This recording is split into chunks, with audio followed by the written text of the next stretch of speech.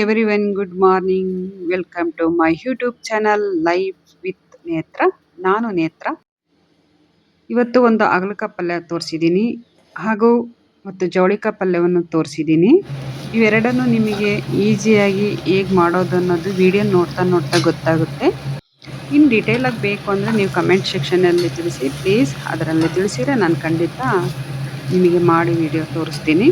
ಜೊತೆಗೆ ಒಂದು white rice ತೋರಿಸಿದ್ದೀನಿ. ಎಲ್ಲ ಸಿಂಪಲ್ ಆದ ಈಸಿ ರೆಸಿಪಿನೇ. ಹಾಗಾಗಿ ನೀವು ನೋಡ್ತಾ ನೋಡ್ತಾ ಒಂದು ನಾನು ಪಾಸಿಟಿವ್ ಮತ್ತು ನೆಗೆಟಿವ್ ಬಗ್ಗೆ ಮಾತಾಡೋಣ ಅಂತ ಅಂದ್ಕೊಂಡಿದ್ದೀನಿ. ನಿಮ್ಮ ಜೊತೆ ಶೇರ್ ಮಾಡೋಣ ಅಂತ ಅಂದ್ಕೊಂಡಿದ್ದೀನಿ. ಅದನ್ನು ಒಂದು ಸ್ಟೋರಿ ರೂಪದಲ್ಲಿ ಹೇಳಿದರೆ ನಿಮಗೆ ಅಂಡರ್ಸ್ಟ್ಯಾಂಡ್ ಆಗುತ್ತೆ ಅಂತ ಅಂದ್ಕೊಂಡಿದ್ದೀನಿ, ಯಾವ ಥರ ಅಂತ. ಸೊ ಹಾಗಾಗಿ ನಾನು ವಿಡಿಯೋವನ್ನು ಶುರು ಮಾಡ್ತೀನಿ. 2 ಬೀಜಗಳದ್ದು ಕಥೆ ಇದು. ಒಂದು ಸಣ್ಣ ಹಳ್ಳಿಯಲ್ಲಿ ಒಂದೇ ತೋಟದಲ್ಲಿ 2 ಬೀಜಗಳನ್ನು ಬಿತ್ತಿದರು. ಎರಡಕ್ಕೂ ಒಂದೇ ಮಣ್ಣು, ಒಂದೇ ನೀರು, ಒಂದೇ ಸೂರ್ಯನ ಬೆಳಕು. ಹೌದಲ್ವಾ? ಸೂರ್ಯನ ಬೆಳಕು ಒಂದೇ ಇರುತ್ತೆ, ಒಂದೇ ಬೀಜ ಹಾಕಿರ್ತಾರೆ, ಒಂದೇ ಥರ ಮಣ್ಣು. ಆದರೆ ಎರಡೂ ಒಂದೇ ರೀತಿ ಅವು ಬೆಳೆಯಲ್ಲ. ಇಲ್ಲೇ ಇರೋದು ನೋಡಿ, ಪಾಸಿಟಿವ್ ಮತ್ತು ನೆಗೆಟಿವ್ ಯಾವ ರೀತಿ ಅಂತ ನಿಮಗೆ ಇದು ಅರ್ಥ ಆಗುತ್ತೆ.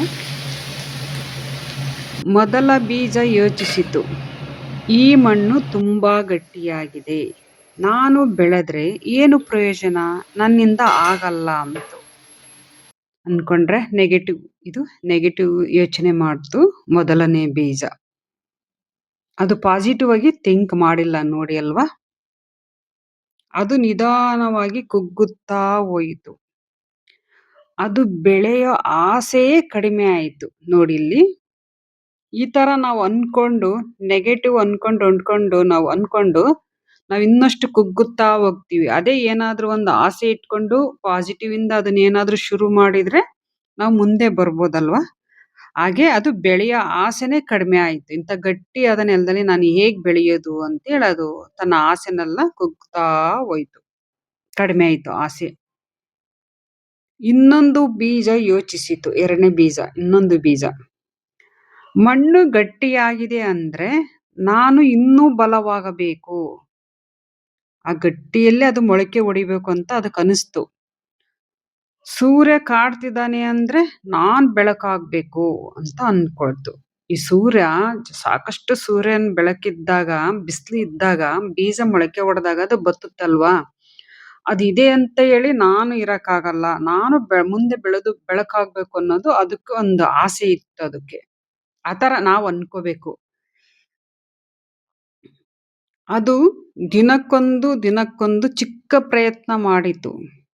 ಒಂದೇ ದಿನ ದೊಡ್ಡದಾಗಿ ಬೆಳೆಯಲಿಲ್ಲ, ಆದ್ರೆ ಅದು ನಿಲ್ಲಲಿಲ್ಲ. ನೋಡಿ ಎಷ್ಟು ಚೆನ್ನಾಗಿದೆ ಈ ಮಾತು. ಅದೇ ರೀತಿ ನಾವು ಸಹ ಡೈಲಿ ಪ್ರಯತ್ನ ಮಾಡ್ತಾನೇ ಇರಬೇಕು. ನೋಡಿ, ನೆಗೆಟಿವ್ ಥರ ಯೋಚನೆ ಮಾಡಿ ನನ್ನ ಕೈಲಿ ಆಗಲ್ಲ, ನನ್ನ ಕೈಲಿ ಏನೂ ಸಾಧನೆ ಮಾಡಕ್ ಆಗಲ್ಲ ಅಂತ ನಾವು ಕುಳಿತುಕೊಂಡ್ರೆ ಅಲ್ಲೇ ಇರ್ತೀವಿ. ಏನಾದರೂ ಒಂದು ಸ್ವಲ್ಪ ನಾವು ಪ್ರಯತ್ನ ಮಾಡ್ತಾನೇ ಇರಬೇಕು. ಕಾಲು ಎಳೆಯೋರು ಎಳಿತಾನೇ ಇರ್ತಾರೆ. ಅದೇ ಗರಿಕಿ ಹುಲ್ಲು ಅಂತಾರಲ್ಲ, ಅದ್ರ ಥರ ನಾವು ಗರಿಕಿ ಹುಲ್ಲು ಅದು ನೋಡಿ ಎಷ್ಟು ನಾವು ಕಟ್ ಮಾಡಿದ್ರು ಅದು ಹೆಂಗ್ ಚಿಗುರ್ಕೊಳ್ಳುತ್ತೆ. ಅದು ನೀರುಳಿದ್ರು, ಸ್ವಲ್ಪ ನೀರಿದ್ರು ಸಾಕಾಗುತ್ತೆ ಅದಕ್ಕೆ ಚಿಗುರ್ಕೊಳ್ಳಕ್ಕೆ. ಅದೇ ರೀತಿ ನಾವು ಸಹ ಪ್ರಯತ್ನ ಮಾಡ್ತಾನೇ ಇರಬೇಕು. ಫಸ್ಟ್ ಟೈಮು ಏನಾದರೂ ನಮ್ಮ ಕಡೆಯಿಂದ ತಪ್ಪಾಗ್ಬೋದು, ಮಿಸ್ಟೇಕ್ಸ್ ಆಗ್ಬೋದು, ಏನಾದರೂ ಆಗ್ಬೋದು. ಬಟ್ ಪ್ರಯತ್ನ ಮಾತ್ರ ನಾವು ಬಿಡಬಾರ್ದು ಬೆಳೆಯೋ ತನಕ. ಅದು ಇದರಲ್ಲಿ ಕೊಡುತ್ತೆ ಈ ವಾಕ್ಯದಲ್ಲಿ. ಇನ್ನೊಂದು, ಕೆಲವು ದಿನಗಳ ನಂತರ ಮೊದಲ ಬೀಜ ಮಣ್ಣಲ್ಲಿಯೇ ಉಳಿದು ಹೋಯಿತು. ಅದು ಹೊರಗೆ ಬರಕ್ ಆಗ್ಲಿಲ್ಲ, ಅದು ಗಟ್ಟಿ ಇದೆ ಅಂತ ತಿಳ್ಕೊಂಡು ಅದು ಅಲ್ಲೇ ಆಯ್ತು. ಯಾರಿಗೂ ಕಾಣದೆ, ಯಾರಿಗೂ ಉಪಯೋಗವಾಗದೆ ಅಲ್ಲೇ ಮಣ್ಣಲ್ಲೇ ಇತ್ತು ಅಲ್ವಾ. ನೋಡಿ, ಯೋಚನೆ ಮಾಡಿ. ಅದು ಬೆಳೆದು ಅದು ಪ್ರಯತ್ನ ಮಾಡಿ ಹೊರಗೆ ಬಂದಿದ್ರೆ ಎಲ್ರು ನೋಡ್ತಾ ಇದ್ವಿ ಸಸಿ ಬೆಳೆದಿರೋದನ್ನ. ಅದೇ ರೀತಿ ನಾವು ಸಹ ಅಲ್ಲೇ ಇರದೆ ಬೆಳೀತಾ ಬಂದ್ರೆ ಒಂದಲ್ಲ ಒಂದಿನ ನಾವು ಗುರ್ತಿಸ್ಕೊಳ್ತೀವಲ್ವಾ ಸಮಾಜದಲ್ಲಿ. ಅದೇ ರೀತಿ ಅದು ಸಹ ಬೆಳೆದಿದ್ರೆ ಎಲ್ರು ನೋಡ್ಬೋದಿತ್ತು, ಮೊಳಕೆ ಹೊಡೆದು ಬಂದಿದ್ರೆ. ಬಟ್ ಅದು ಆ ಪ್ರಯತ್ನನೇ ಮಾಡಲಿಲ್ಲ. ಇನ್ನೊಂದು ಬೀಜ ಇತ್ತಲ್ಲ, ಮೊಳಕೆಯಾಗಿ ಹೊರಗೆ ಬಂತು. ಅದು ಹೂವು ಅರಳಿತು, ಹೂವಾಗಿ ಅರಳಿತು. ಆ ತೋಟಕ್ಕೆ ಒಂದು ಸೌಂದರ್ಯವನ್ನೇ ತಂದಿತು. ಎರಡಕ್ಕೂ ಒಂದೇ ಬಿಸಿಲು, ಎರಡಕ್ಕೂ ಒಂದೇ ನೀರು, ಎರಡಕ್ಕೂ ಮಣ್ಣಿದೆ. ಆದ್ರೆ ಇದು ಬೆಳೆಯುವ ಆಸೆಯನ್ನು ಬಿಡಲಿಲ್ಲ ಎರಡನೇ ಬೀಜ ಅಲ್ವಾ? ನೋಡಿ, ಅದು ಮೊಳಕೆ ಒಡೆದು ಹೊರಗೆ ಬಂತು, ಹೂವಾಗಿ ಅರಳಿತು, ಆ ತೋಟಕ್ಕೆ ಸೌಂದರ್ಯವನ್ನು ತಂದಿತು. ಜೀವನ ಕೂಡ ಹಾಗೆ. ಪರಿಸ್ಥಿತಿ ಎಲ್ಲರಿಗೂ ಒಂದೇ. ಮನಸ್ಥಿತಿ ಬದಲಾದರೆ ಪರಿಸ್ಥಿತಿ ಬದಲಾಗುತ್ತೆ ಅಲ್ವಾ? ಆದರೆ ಯೋಚನೆ ಮಾತ್ರ ನಮ್ಮದು. ನಾವು ಯಾವ ರೀತಿ ಯೋಚನೆ ಮಾಡ್ತೀವಿ ಅದರಂತೆ ನಾವು ಯದ್ಭವಂ ತದ್ಭವತಿ. ನಾವು ಪಾಸಿಟಿವ್ ಆಗಿ ಥಿಂಕ್ ಮಾಡ್ತಾ ಹೋದ್ರೆ ಎಲ್ಲವೂ ನಮಗೆ ಸಕ್ಸಸ್ ಆಗ್ತವೆ. ಈ ತರ ನೆಗೆಟಿವ್ ಥಿಂಕ್ ಮಾಡ್ತಾ ಇದ್ರೆ ನಾವು ಅಲ್ಲೇ ಇರ್ತೀವಿ. ಅದಾಗಲ್ಲ, ನನ್ನ ಕೈಲಾಗಲ್ಲ, ಅದಾಗಲ್ಲ, ಇದಾಗಲ್ಲ ಅಂದ್ರೆ ನಾವು ಅಲ್ಲೇ ಇರ್ತೀವಿ ಅಲ್ವಾ? ನೆಗೆಟಿವ್ ಯೋಚನೆ ನಮ್ಮನ್ನು ನಿಲ್ಲಿಸುತ್ತದೆ. ಪಾಸಿಟಿವ್ ಯೋಚನೆ ನಮ್ಮನ್ನು ಮುಂದಕ್ಕೆ ಬೆಳೆಸುತ್ತದೆ ಅಲ್ವಾ? ನಾವು ಪಾಸಿಟಿವ್ ಆಗಿ ಥಿಂಕ್ ಮಾಡ್ತಾ ಒಂದು ಚಿಕ್ಕ ಪ್ರಯತ್ನ ಮಾಡ್ತಾ ಮಾಡ್ತಾ ಬಂದ್ರೆ ನಾವು ಮುಂದೊಂದಿನ ಸಾಧನೆ ಮಾಡ್ಬೋದು. ಏನಾದ್ರೂ ನಾವು ಸಮಾಜದಲ್ಲಿ ಗುರ್ತಿಸ್ಕೊಳ್ಬೋದು. ಅದೇ ರೀತಿ ಏನಾದ್ರೂ ನಾವು ನೆಗೆಟಿವ್ ಥಿಂಕ್ ಮಾಡಿದ್ರೆ ಅಲ್ಲೇ ಇರ್ತೀವಿ.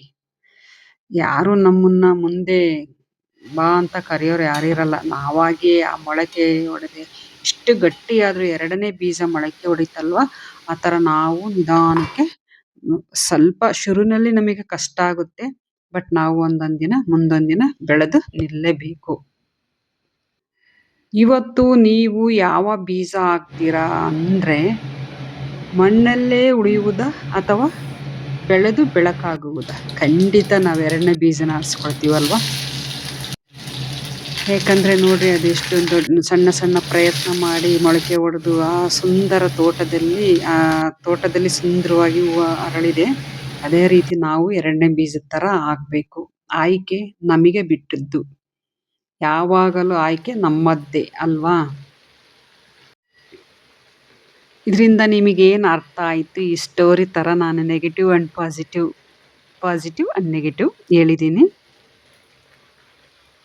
ಅಲ್ವಾ?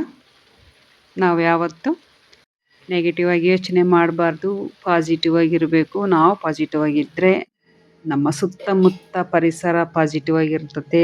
ಸುತ್ತಮುತ್ತಲಿನ ಜನರು ನಮ್ಮನ್ನು ಅದೇ ದೃಷ್ಟಿಯಿಂದ ನೋಡ್ತಾರೆ.